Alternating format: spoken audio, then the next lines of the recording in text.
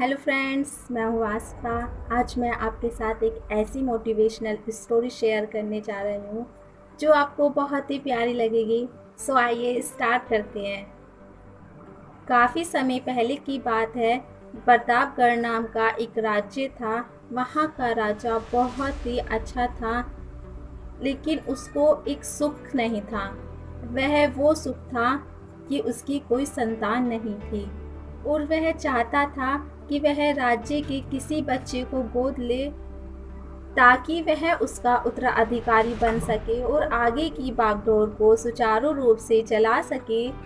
और इसी को देखते हुए राजा ने अनाउंसमेंट करवा दिया कि सारे बच्चे राजमहल में एकत्रित हो जाए।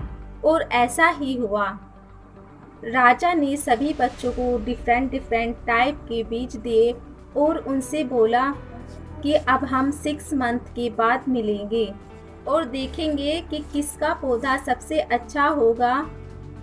1 मंथ बीत जाने के बाद एक बच्चा ऐसा था जिसके गमले में अभी तक वह बीज फूटा नहीं था, बट वह उसकी डेली केयर करता था, उसे रोज सींचता था, तब भी उसके गमले में वह बीज नहीं फूटा था।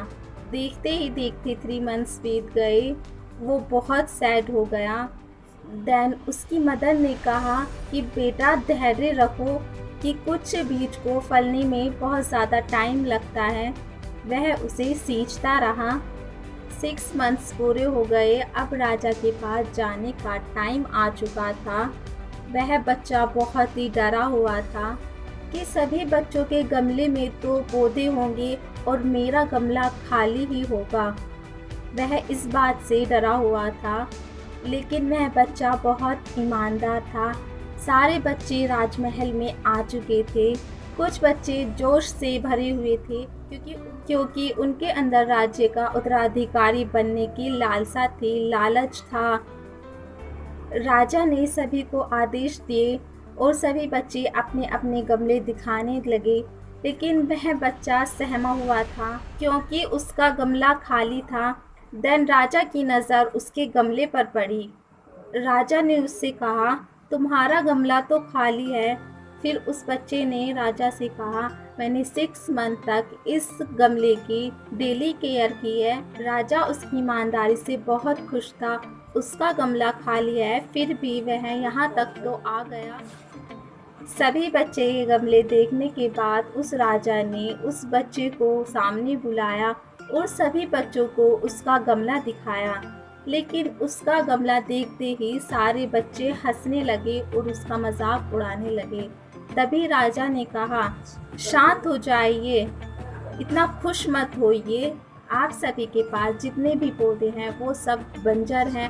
आप चाहे कितनी भी मेहनत क्यों ना कर ले, लेकिन इनसे कुछ नहीं मिलने वाला।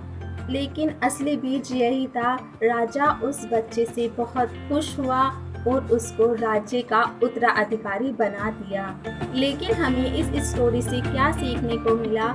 इस स्टोरी से हमें यह सीखने को मिला, अपने अंदर ईमानदारी का होना बहुत ज़रूरी है। अगर हम खुद के साथ ईमानदार हैं तो हम किसी न किसी पड़ाव में सफल हो ही जाएंगे।